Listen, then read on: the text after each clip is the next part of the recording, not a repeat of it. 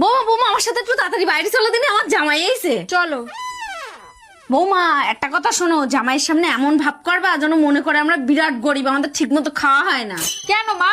আরে আর বলো না, ও জামাইয়ের বিরাট নজর খারাপ, যে কোনো জিনিস দেখলে বাড়ি নিয়ে যাওয়ার জন্য চিন্তা ভাবনা করে। আর শোনো বৌমা, আমি যদি তোমার চাটা নিয়ে আসার কথা বলি, তা তুমি যে কোনো অজুহাতের জন্য চাটা কিছু আনবা না। ঠিক আছে মা। আমি যা বলেছি সেগুলো যেন সব মনে থাকে। চলো।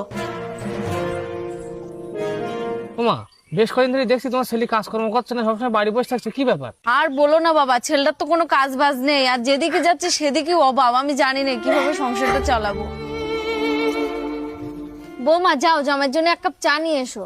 মা তুমি চা বানাতে বলছো, বাড়ি তো চা চিনি কিছুই নেই। আর তুমি তো সবই জানো, 1 মাস হয়ে গেল আমরা না খেয়ে আছি। বাবা দেখিস আমাদের বাড়ির অবস্থা এখন কিরকম হয়ে গেছে।